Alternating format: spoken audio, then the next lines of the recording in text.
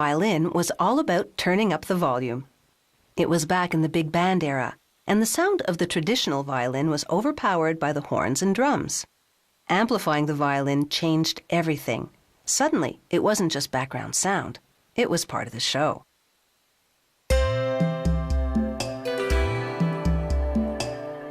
The wired violin comes in different shapes because it doesn't rely on the body to resonate sound. This craftsman builds his electric violins one piece at a time, starting with the neck. He traces the shape onto a piece of maple.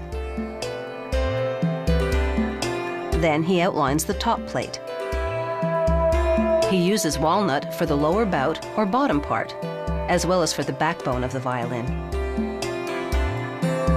Next, he cuts out the shapes using a bandsaw.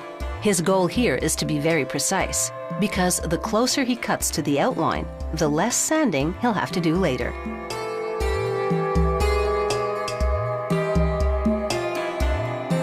The dimensions for the top and neck are exactly the same as a traditional violin, so there won't be any difference in the reference points the violinist relies on.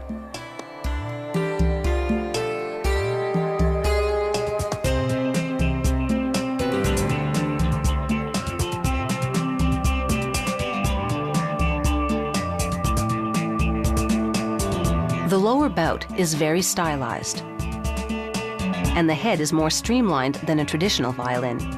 There's no decorative scroll.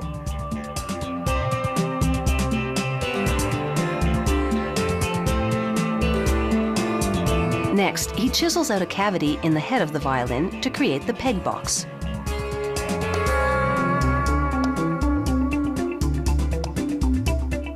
He carves parallel grooves onto the back to give it a snazzy look. Using a rasp, he shaves the wood to the correct thickness.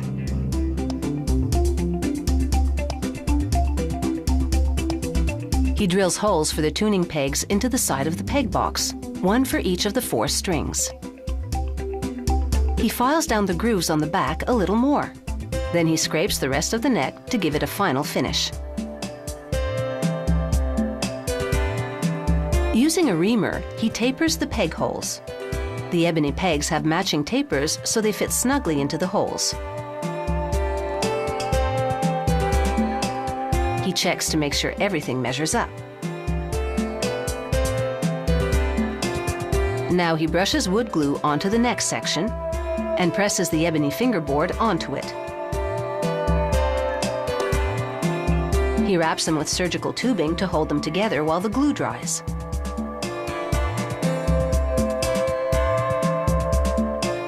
He drills 2 assembly holes in the top piece and makes corresponding holes in the other parts.